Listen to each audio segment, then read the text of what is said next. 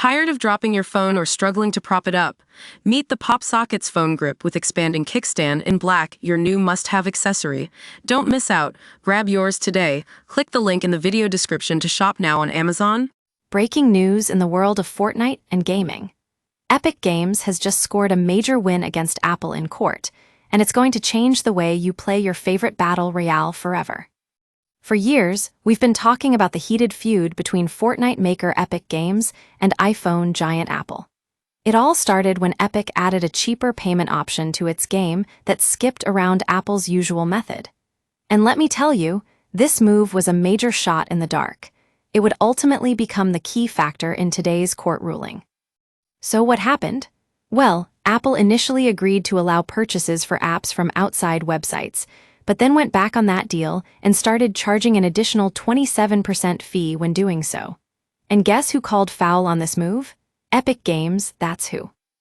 The U.S. District Court of Northern California has just dropped an 80-page verdict that finds Apple guilty of willful violation of a previous injunction designed to stop the company's anti-competitive conduct and pricing.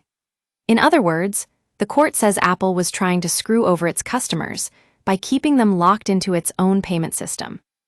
But wait, it gets better. The court also states that Apple knew exactly what it was doing all along.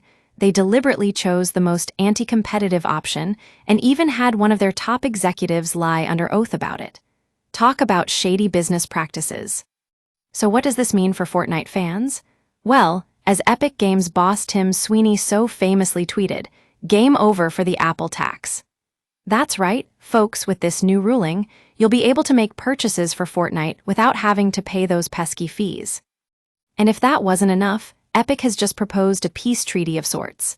If Apple agrees to extend this friction-free, Apple tax-free framework worldwide, then Fortnite will return to the App Store, not just in the US, but everywhere. And as an added bonus, Epic is willing to drop all future litigation on the topic. Now we know what you're thinking, will Apple actually take this deal? Well, that's anyone's guess. But one thing's for sure, with Fortnite back on the App Store and no more Apple tax, gamers everywhere can breathe a sigh of relief. The Fortnite Flash crew here thinks it's high time to celebrate, so let's raise our virtual mugs and give a hearty congratulations to Epic Games. Who knows what's next? Only time will tell.